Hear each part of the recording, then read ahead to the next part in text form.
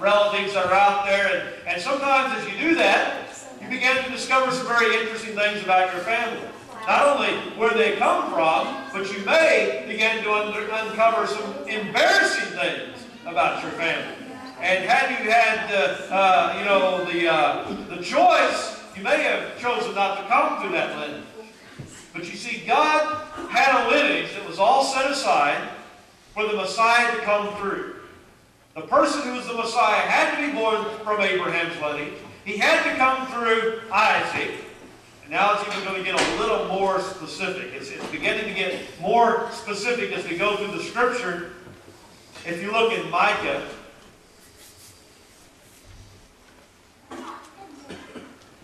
chapter 5, and if you don't know where to find the book of Micah, just go to Matthew and start backing up. You'll find it real quick there. Micah chapter 5 and verse number 2.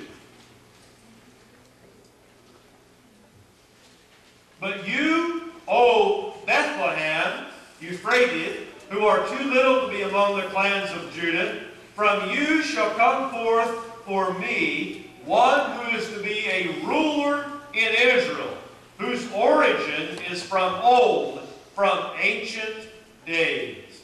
So here the prophet Micah is saying, okay, now I'm going to pinpoint not only his lineage, but I'm going to tell you his birthplace. Bethlehem.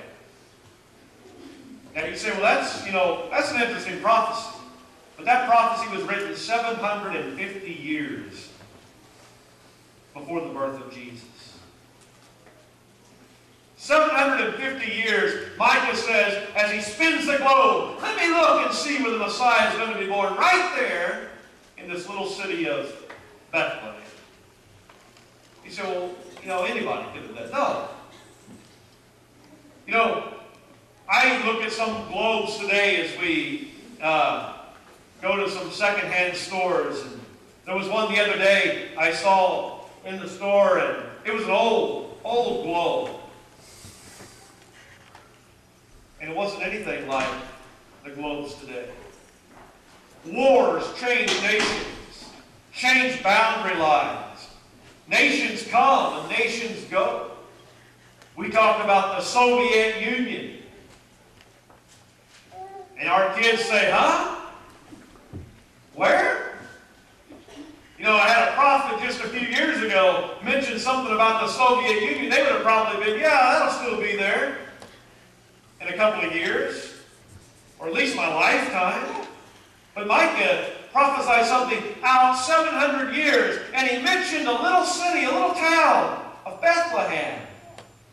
And then he said, okay, I'm even going to tell you the tribe the Messiah is going to come from. Not just from Abraham, not just from Isaac, but remember, the nation of Israel was separated into 12 tribes, and he says he will come from the tribe of Judah.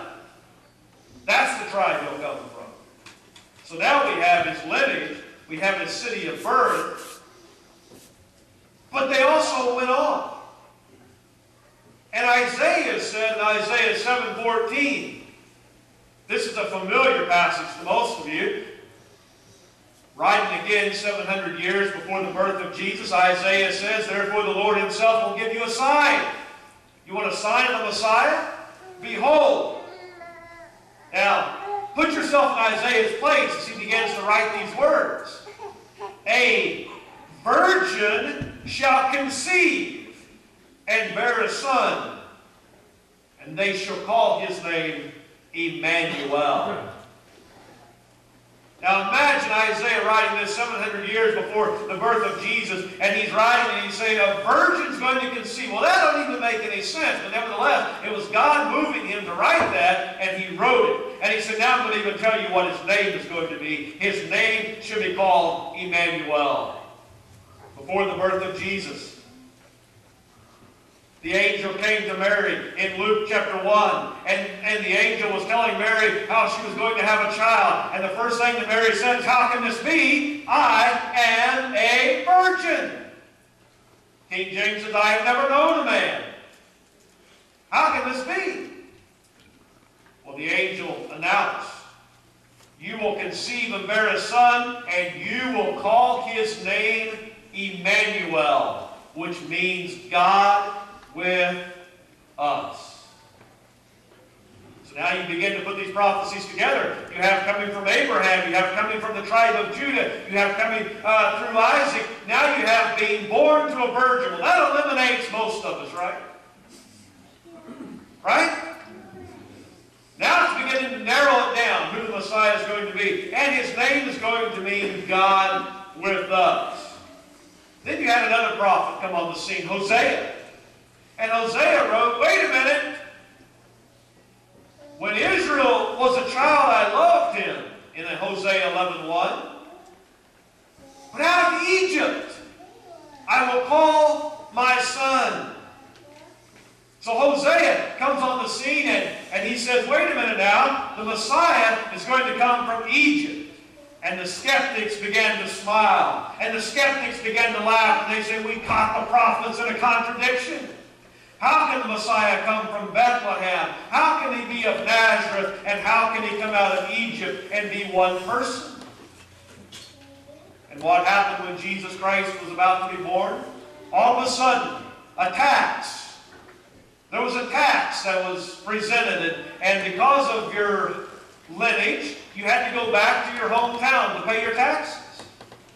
So Mary and Joseph went from Nazareth, went to Bethlehem to pay their taxes, and while they were there, the angel came and warned them that their life, their child was at stake, and they had to flee. And where did they flee from?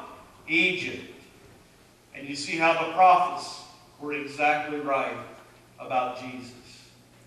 But not only was his birth prophesied, so was his death. We're going to look at one last scripture before we close. If you will look in the book of Psalms. The book of Psalms, chapter 22, and verse number 16.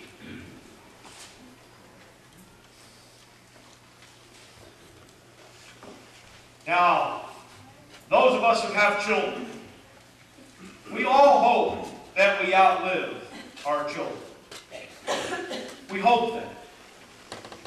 Because none of us can even begin to imagine how our children would one day have to face death.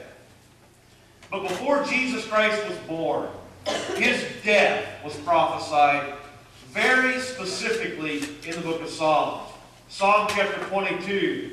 And as a matter of fact, this whole chapter is about it, but because of time, we'll begin reading in verse 16. It says, for dogs encompass me, a company of evildoers encircles me. Now, verse 16 is very specific. Listen to this. They have pierced my hands and my feet.